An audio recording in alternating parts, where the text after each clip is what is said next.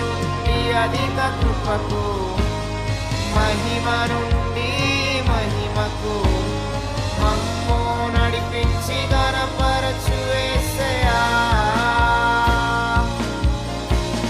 కృప నుండి అధిక కృపకు,